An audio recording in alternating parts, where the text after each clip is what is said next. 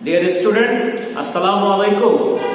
I hope all of you are fine by the grace of Almighty Allah. I am Mohammad Shahjahan, Assistant Professor, Department of Accounting, Milestone College, Uttara, Dhaka. This is our first lecture on chapter 6, and all of you know that this is accounting for receivable. Dear student, today we will discuss accounting for receivable chapter. Dear student, after this lecture you are able to have an idea about account receivable. You will have an idea about classes of account receivable. You will have an idea about bad debt and allowance for doubtful debt, and you will have an idea about recording process of bad debt and allowance for doubtful debt. Dear student, account receivable. Account receivable is the balance of money due to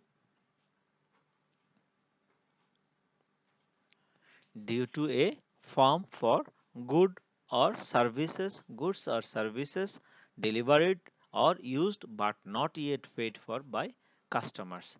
That means you sold goods to somebody, you give service to somebody. Instead of that, that customer must pay some money, but yet not he paid the money. So this type of customer are your account receivable. This type of customer are account receivable. That means if we sold goods on credit, if we give service on credit, that time account receivable created.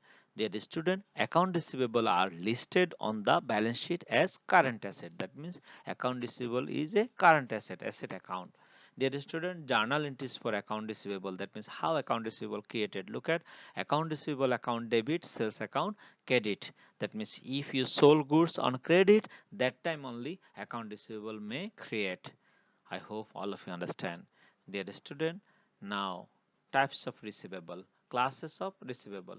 Dear student, receivable are three types. Number one, account receivable, which I have discussed earlier, the name of this chapter. Note receivable, then other receivable. Number one, account receivable. If we sold goods on credit, that is account receivable. And dear student, that means account receivable created from sales. On the other hand, note receivable, it is created from account receivable. That means out of this account receivable, if we have an agreement with any businessman, and where the specific date is mentioned when I will get the money, then it become note receivable. That means note receivable is a contract with account receivable holder, then he will when he will pay our money. And dear student, now other receivable are loan to others, settlement amount due for non-current asset sales, rent receivable, advance salary and allowance, interest and dividend receivable, income tax return. These are the different types of receivable. I hope, dear student, all of you understand about the types of receivable. Now, bad debt and allowance for bad debt. Dear student, from the account receivable, these two items may create bad debt and allowance for bad debt. What is bad debt? Bad debt is an expenses that a business incurs once the repayment of credit previously extended to a customer is estimated to be uncollectible. That means, dear student, earlier I have told that when I sold goods, this is account receivable, and out of that account receivable, if any amount is doubtful, that means we may not get the amount of money, that estimated estimation of uncollectible amount is known as bad debt. Dear student, now allowance. An allowance for doubtful account is a contra asset account that nets against the total receivables presented on the balance sheet. That means it is created against the receivable to reflect only the amount expected to be paid. How much amount I will get, that it will reflect that one. The allowance for doubtful account is only an estimate. It is not actual. It is an estimate of the amount of account receivable which are expected not to be collected. That means the amount which we may not collectible, which amount it is allowance for doubtful debt. If we keep any provision for that money, then it is allowance for bad debt. Dear student, now recording process.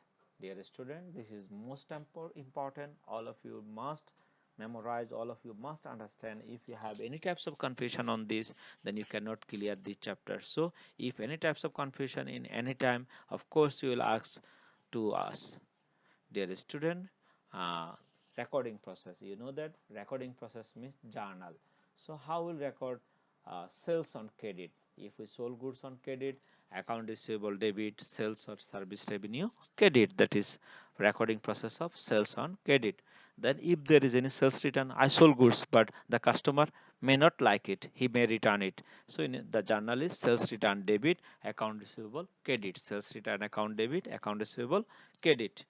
Then next one, receive from account receivable. If we get money from that sales, that receivable, then cash account debit. If there is any discount, this is optional. If there is any discount in the math, then discount account debit, then account receivable credit. That means this is discount is optional. If there is discount related with that transaction, then discount debit. Otherwise, cash debit, account receivable credit.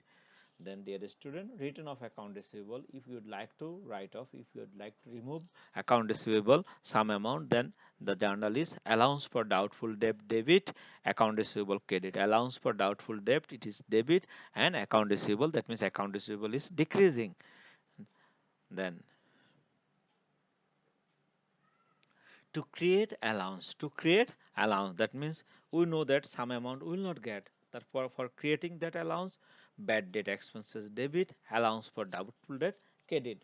Bad debt expenses debit, allows for doubtful debt credit. Dear student, bad debt expenses, there is a formula for calculating bad debt expenses. It is bad debt plus new bad debt plus new provision minus old provision. You may write, dear student, you may write. Last class also I have discussed bad debt plus new bad debt. Sorry, in the financial statement class I have discussed bad debt plus new bad debt plus new provision minus old provision, then you will get bad debt expenses. Bad debt expenses debit, allowance for doubtful debt credit. Then to close the bad debt expenses, income statement debit, bad debt expenses credit, income statement debit, bad debt expenses credit. Dear student, now to restore return of account receivable, that means earlier it was account receivable, now we would like to restore. We may get that money, that's why we restore it. Account receivable debit, allowance for doubtful debt credit. That means earlier when we close the account receivable, that time allowance for doubtful debt was debit and account receivable was credit. Now account receivable debit because it is asset, our asset increasing, and allowance for doubtful debt credit. Now you receive this money from account doubtful debt, cash account debit, account receivable account credit. Dear student, this 8 formula is the most important formula for this chapter. Of course you learn, you will understand, you would like to try to understand. If you have any types of confusion, any types of doubt, of course you will share with us. Dear student, thank you very much. May Allah help all of us.